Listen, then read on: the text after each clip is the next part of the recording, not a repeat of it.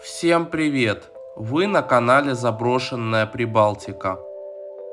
Наконец-то к нам пришла теплая весна, а скоро начинается лето, курортный сезон.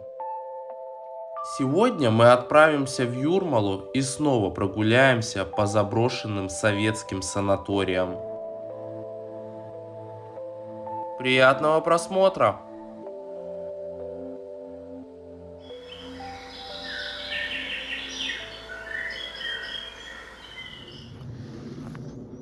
На дворе у нас уже почти май. Наконец-то теплая погода. Сегодня днем 20 градусов. А всю последнюю неделю стоит солнечная погода. И сегодня я выбрался в Юрмалу, чтобы показать вам заброшенные санатории, которые были построены здесь еще в советские времена. Один из них уже виднеется за деревьями.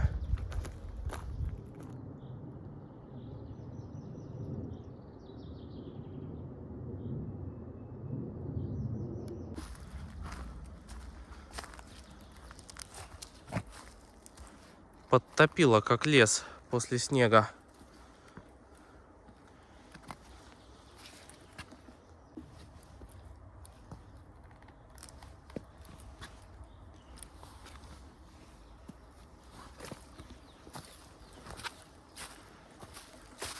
Прошлой осенью я уже бывал в Юрмале и снял выпуск про заброшенные санатории.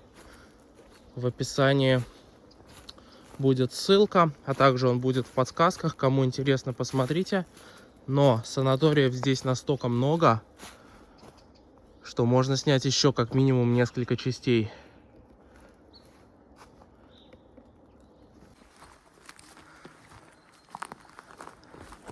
Этот санаторий, он не совсем заброшенный, он просто недостроенный.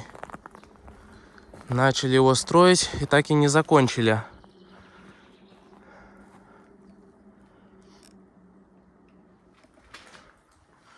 Внутри показать здесь, к сожалению, особо нечего,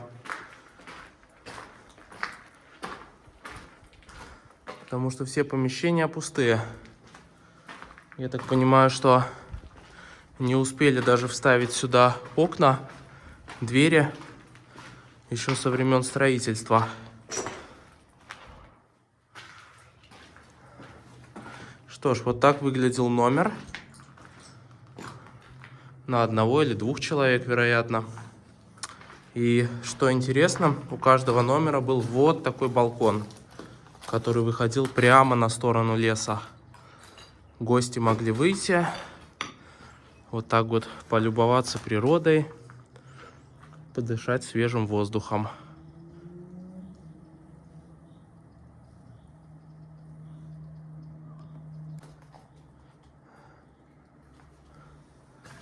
Какие тут страшные личности нарисованы.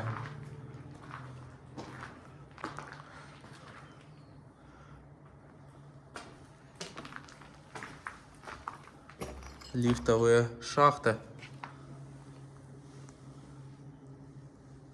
Здание, кстати, было не очень высоким. Я думаю, этажей 7-8, не больше.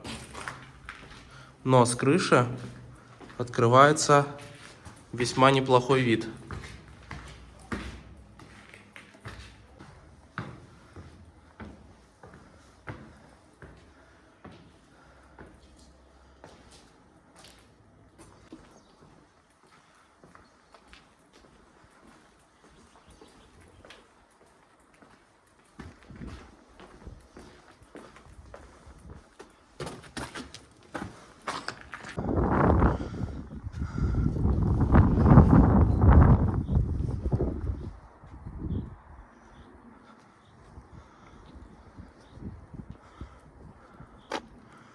Вау!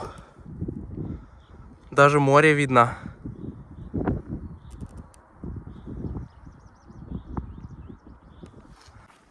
Тут во дворе еще какой-то недострой. Вероятно, хотели построить второй корпус.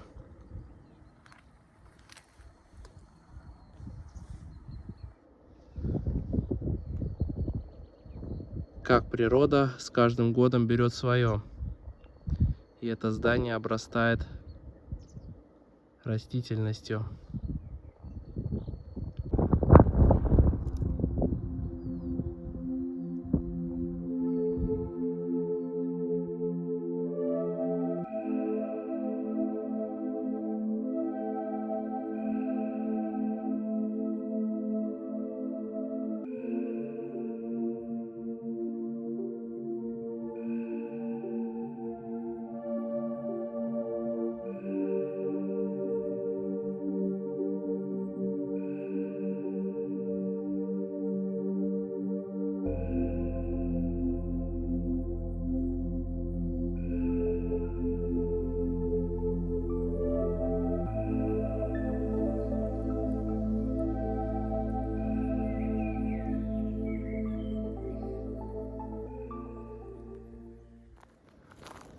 И, конечно же, не могу не показать вам Прибалтийское побережье.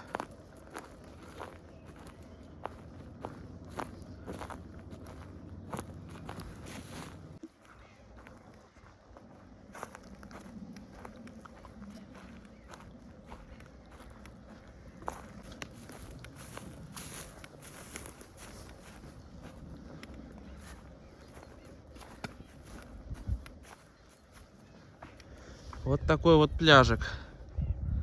Довольно дикий, потому что находится он на окраине Юрмалы. Но при этом, кстати, весьма чистый.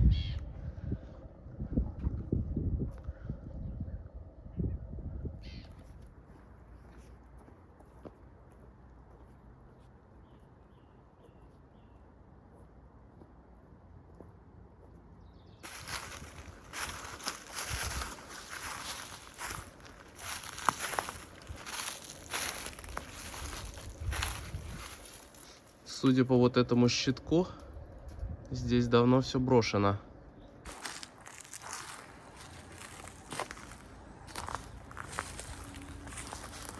Гаражи, что ли?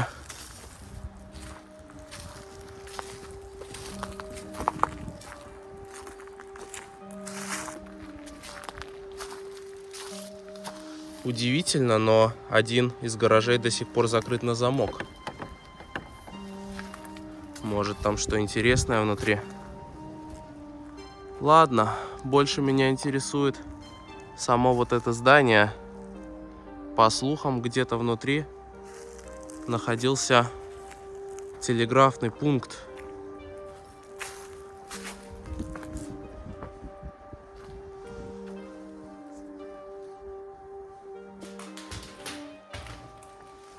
Как же тут прохладно внутри. На улице-то уже тепло, солнышко. А здесь прям сыро, холодно.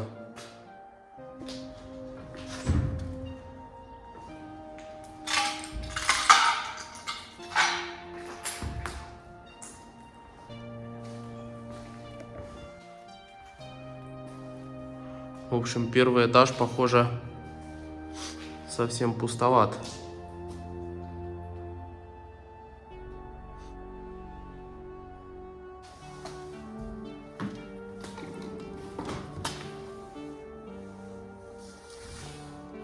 Кто-то рисовал совсем недавно.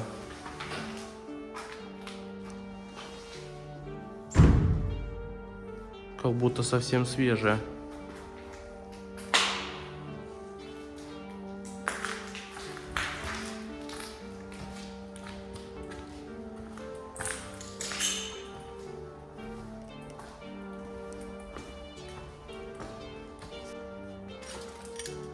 А вот и он. Телеграфный зал.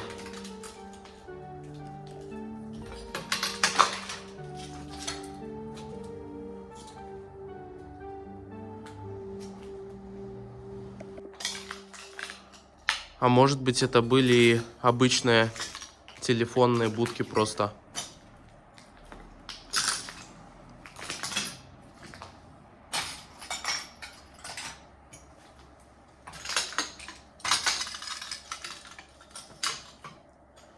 К сожалению, уже совсем они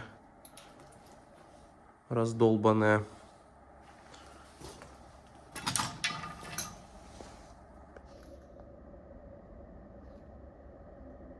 Междугородный телефон. Связь с Москвой. Вот это да. Наверное, это были просто телефонные будки. Сюда могли прийти отдыхающие, позвонить домой,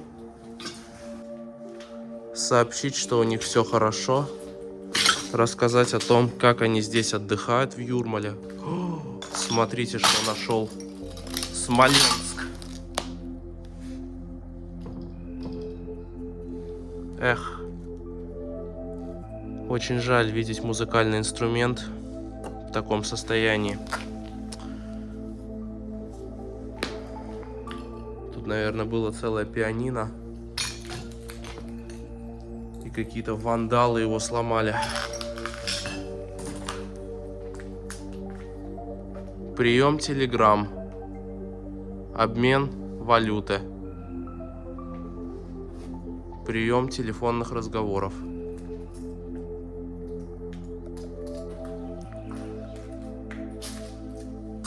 Вот так вот. Это здание, я так полагаю, тоже здесь с советских времен.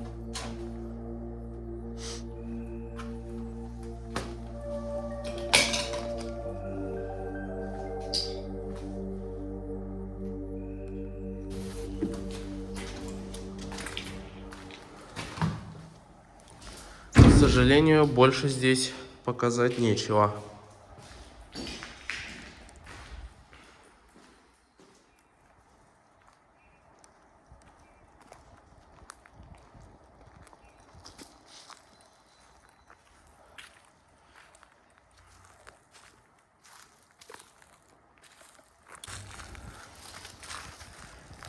Ну а тут везде были гаражи.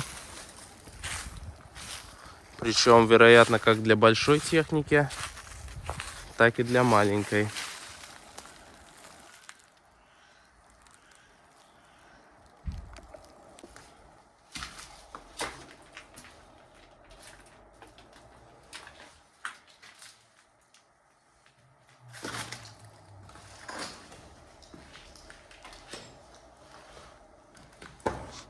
Какие резервуары большие. Непонятно только для чего.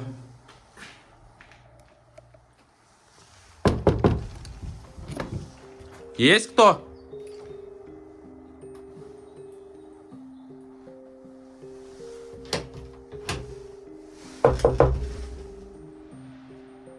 Просто раздаются звуки, как будто кто-то слушает радио совсем неподалеку.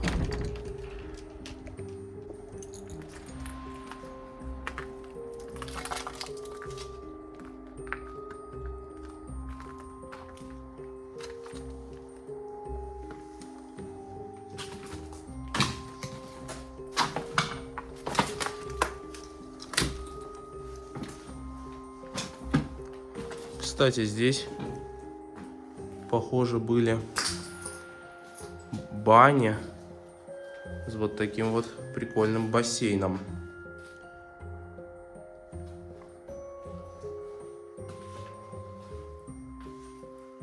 Ну да, только ничего уже не осталось от сауны.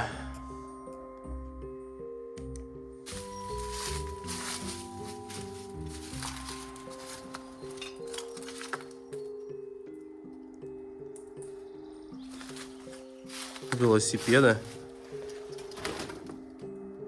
но уже современные. Да, это не советские. Сколько здесь велосипедов? Это, походу, чья-то нычка. Все они какие-то разобранные, поломанные. Колеса валяются. А вот этот, походу, ездящий. Есть кто? Что ж, ладно. Бутылки какие-то, банки в мешках. Кстати, интересно. Банки от пива. Может, кто-то собирает их, сдает. Здесь хранит.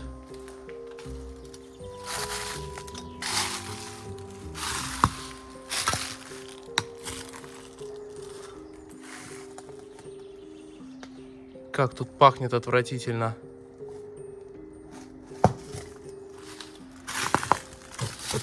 Вот здесь уже звук радио.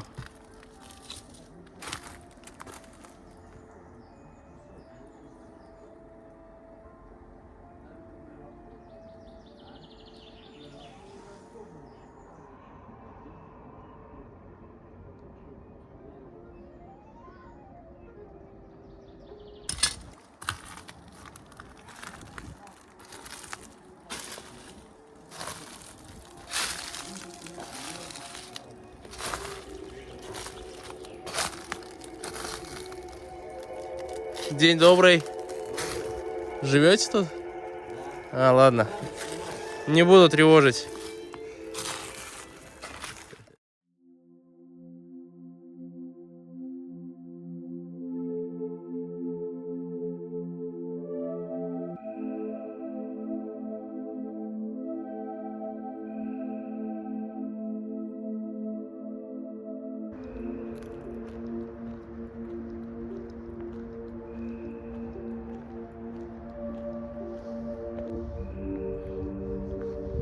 Памятник латышским писателям Райнису и Аспазии прямо напротив санатория.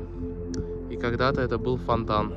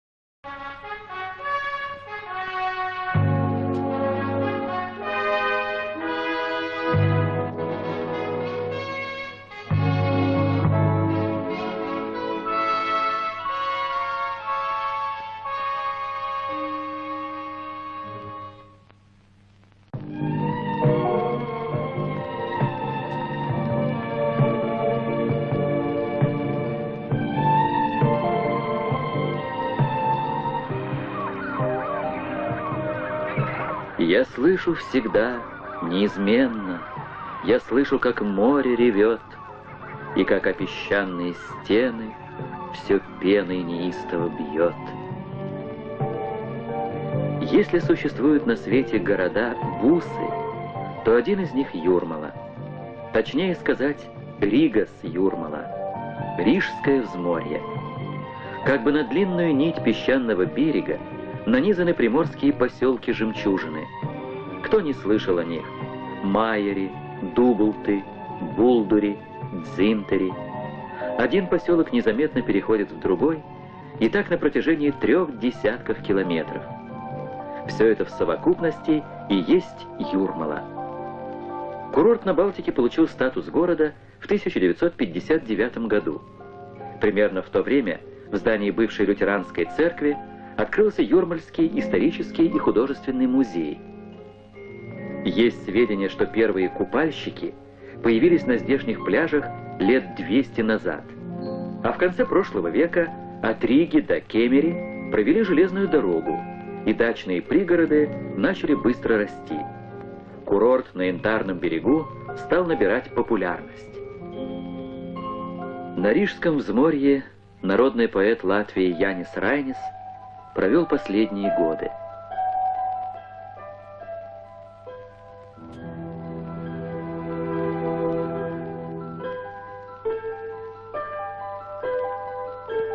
Райнису хорошо писалось в тишине, и ощущалось, особенно ночью, как тут, в Майере, таинственно соприкоснулись две стихии просторы земли и величие моря.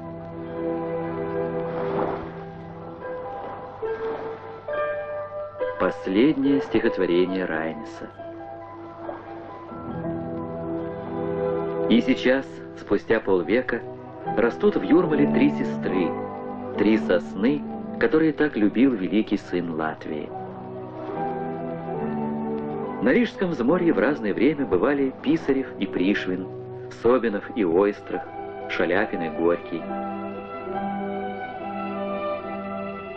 Башенки, мансарды, скрип половиц и уют каминов, старая Юрмала, островки прошлого. Время меняет вкусы, моды, настроение людей. Это неизбежно.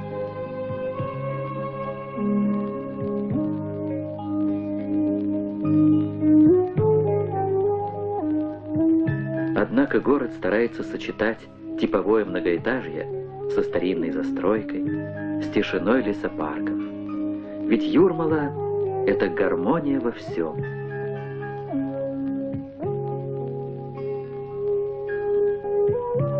Тут покой, располагающий к отдыху, воздух, настоянный на смоле и хвое, и с моря дуют свежие ветры.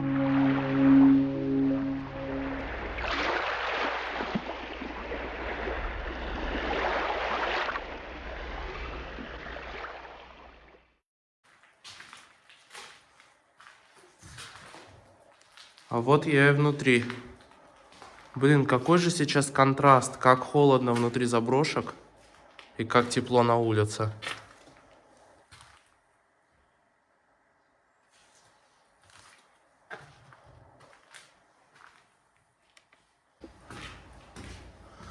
Нахожусь я внутри знаменитого санатория Маринбад.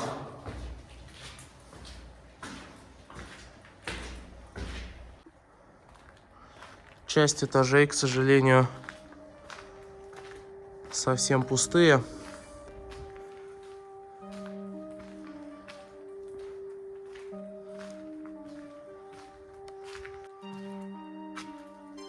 Даже лифт был, несмотря на то, что здание 5-этажное, по-моему.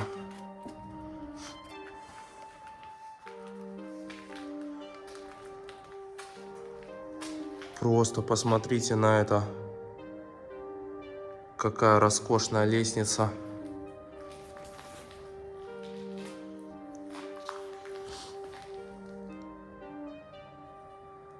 Но по ней мы спустимся немного позже.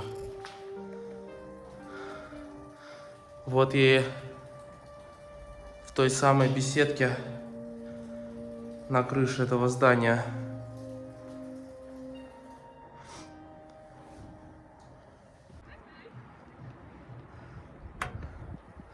А вот и оно, побережье Рижского залива, Юрмала.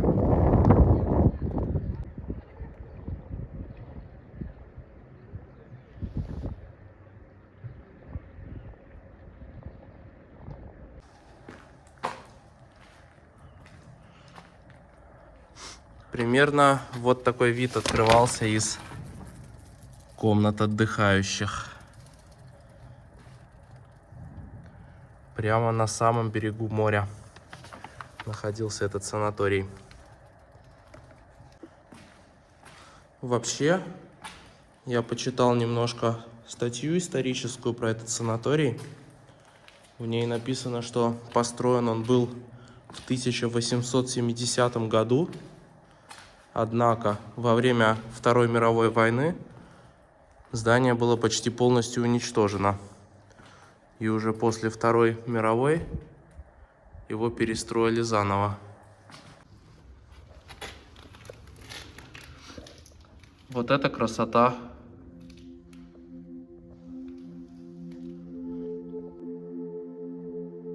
Какие красивые украшения! Не в каждом санатории такие встретишь.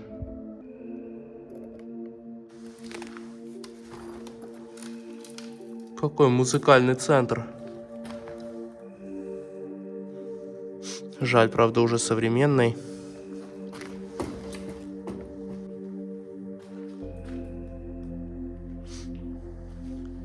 Что интересно, тут внутри здания лежат различные строительные материалы. Видно, что велись работы какое-то время назад, а само здание сейчас выставлено на продажу.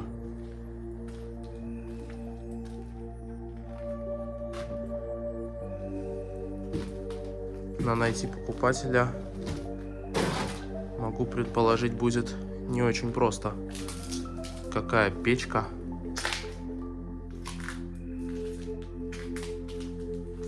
Вот это да.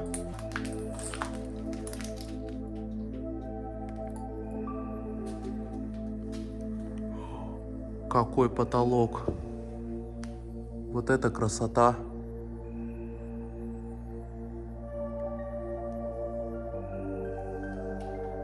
Ладно, пойду дальше.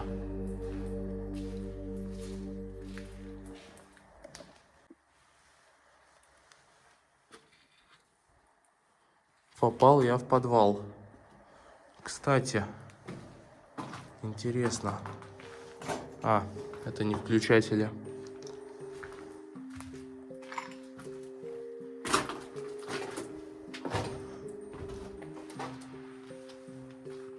Подвал, похоже, пустой. Но он впечатляет своими размерами.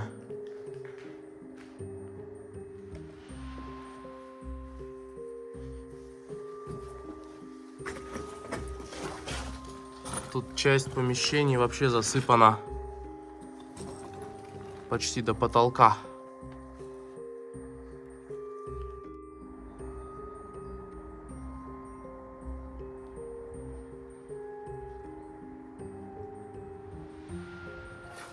Вот эта галерея с башенкой единственное, что уцелело во времена Второй мировой войны.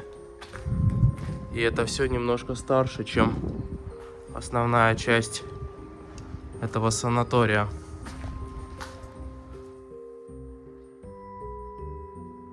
А вот и та самая башенка, которая уцелела во времена Второй мировой. Интересно, что же здесь было?